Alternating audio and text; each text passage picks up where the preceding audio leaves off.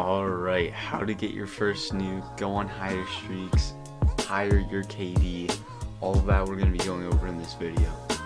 And if you do make it to the end of this video and you found it even just a little helpful, I really would appreciate it if you just like and subscribe. It only takes 3 seconds, but let's get into the video. Also, one more thing I just want to say is that this gameplay isn't crazy. I had like around a 3 KD or something, but I wasn't really warmed up. I just hopped on to record a gameplay. Alright, so now moving into the actual tips and tricks, I think the first thing we should go over is really simple and basic, but it's the game mode you play. Alright, so I actually don't recommend you play hardcore for this, and here's why.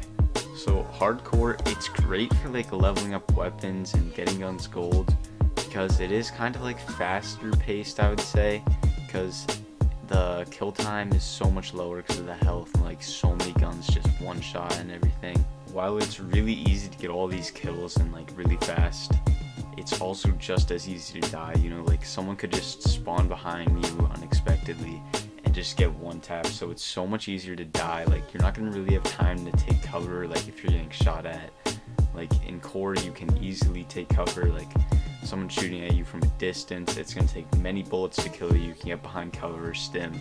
But in hardcore you can't really do that, because in hardcore it'll only take like a couple bullets, sometimes even just one bullet at that distance, so you're not going to have time to get and take cover or just react in time.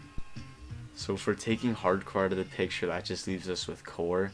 And the first one I want to talk about is that 12v12 game mode. I don't know what it's called, but I personally don't recommend this. I feel like it could be great because there's so many opportunities for more kills and everything, but that also leads to more opportunities for death. So now just with the main core playlist, some things I wouldn't recommend are playing free-for-all. You can get a nuke down now, which is like insane, but like let's just say you get one kill and then die. You're not going to be able to get a nuke that game because it only goes up to 30. I also don't recommend playing S&D. I think that's pretty obvious. Something that might also surprise you is that I don't recommend playing TDM. I'm pretty sure in TDM it goes up to 100 in this game, which is great because some other games are only 75. But it is a 6v6, and having 5 other people on your team can be hard.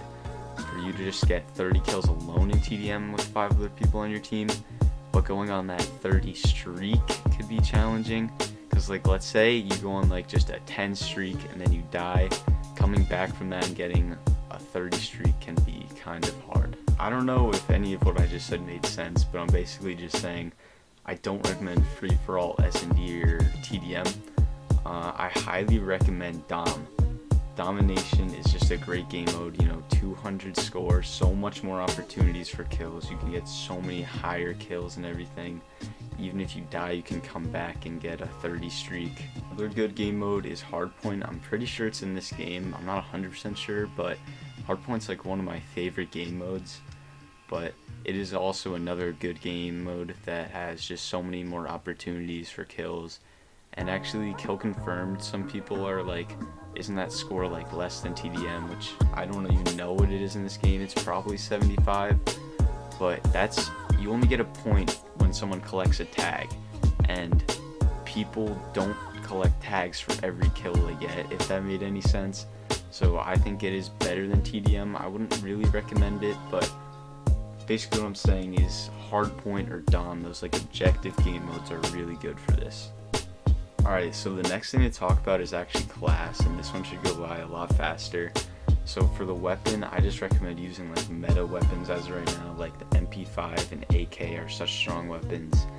Secondary, you might want to rock a shotgun for those close quarters, or a launcher so you can shoot down those spy planes and counter spy planes. But one perk I definitely recommend you use is Ghost, because spy planes are so much easier, or UAVs are so much easier to get in this game, so you don't want to be really showing up on them. You also might want to run Scavenger, because when you're going on a higher streak you might start to run out of ammo, so Scavenger can obviously replenish your ammo. And for field upgrade, I recommend using a jammer or field mic. Field mic can show you people within like a certain radius of where your field mic is on the mini-map, and a jammer is just like a counter field mic, if that makes sense. Okay, so something I forgot to mention in class is that I actually recommend you use a suppressor so you're not showing up on the enemy's minimap. But moving into score streaks, really simple. Just spy plane, counter spy plane, and war machine. You obviously want to rock a spy plane so you can see where enemies are on the minimap and they're really easy to get. Counter spy plane, just as easy to get, and it just blocks out the enemy's minimap.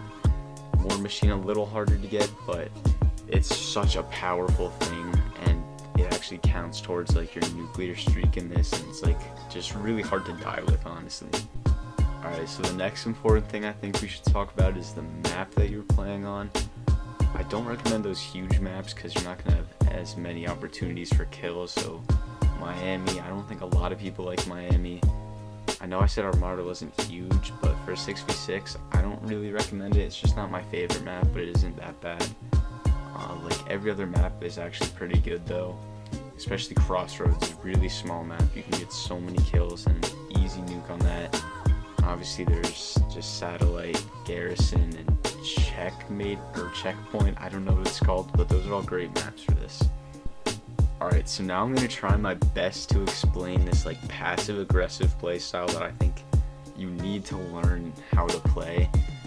So I don't know how good I am going to be at explaining it, but some YouTubers that show this in like all their videos and they play this playstyle really well are like Dismo, Raidaway, Korean Savage, and Pro. Those are just people that like I watch and I think they're really good at it, so you should definitely check them out if you want to see it.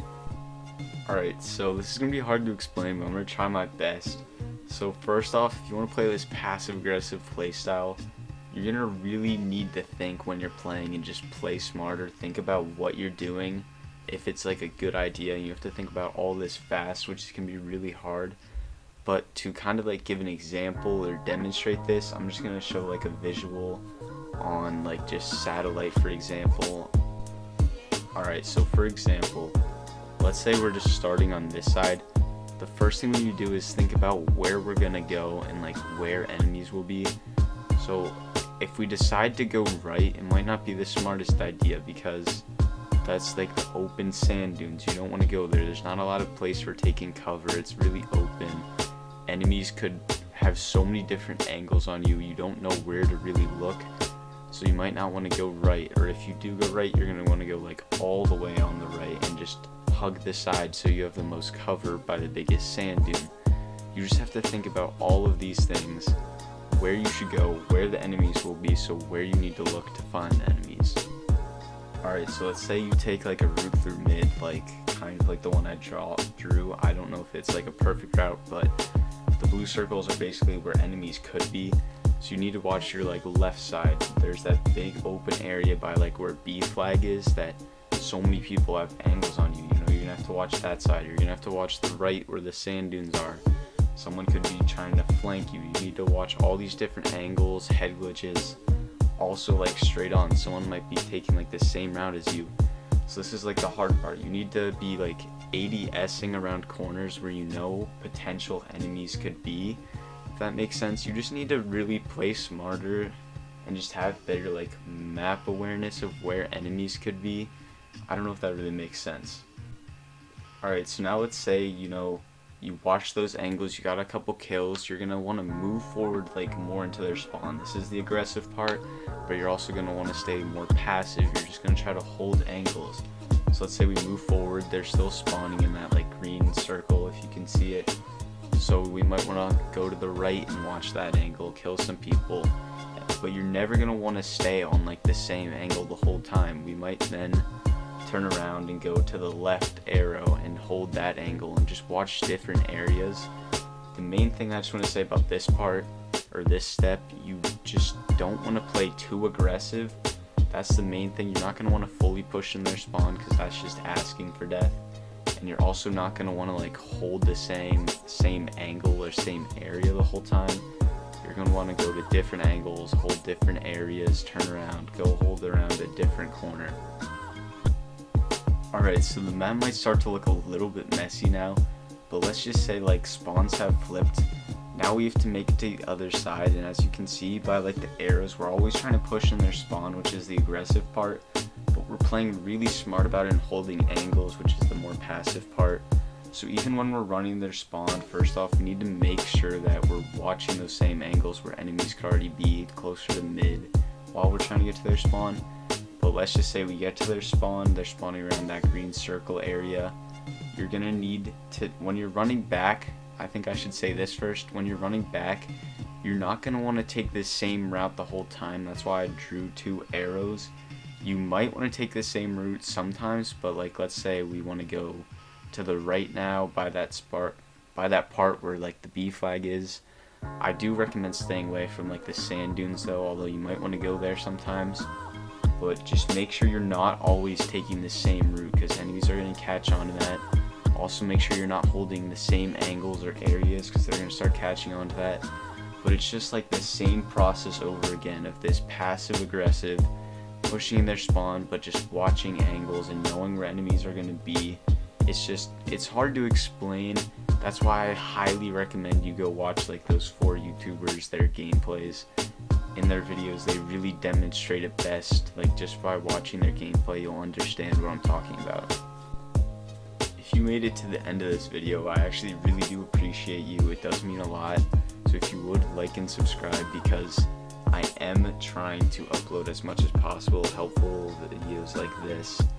So if you did find this even just a little helpful, I really would appreciate if you would subscribe, and expect more helpful tips and tricks videos like this, and best classes and just funny moments videos coming soon.